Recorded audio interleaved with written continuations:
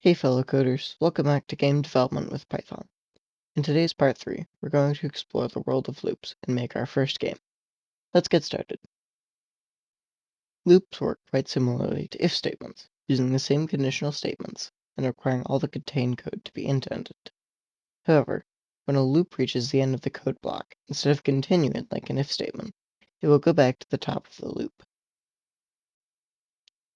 Python has two basic loop types, for loops and while loops. For now, we will focus on the while loops. A while loop will continue to run until the condition is met, or the loop is exited with the break command. Let's use a while loop to make our first game. First, we are going to import the random module. This will allow us to generate random numbers for use in our game. Now, let's set up our game. We'll start by initializing a variable called GameRunning and setting it to true to keep the game active. We'll then use a while loop to keep the game running.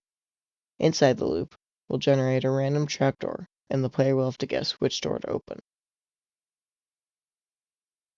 Using the random.randint function, we'll generate a random number between 1 and 3 representing the trapdoor, and save it to a variable called trapdoor.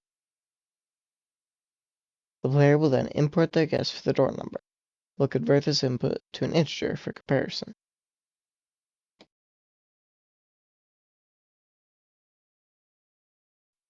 Using the if statement, we'll check if the guess door matches the randomly generated trapdoor. If the player guesses the trapdoor, they'll unfortunately meet their fate, and the game will end. Otherwise, they'll survive and move on to the next round.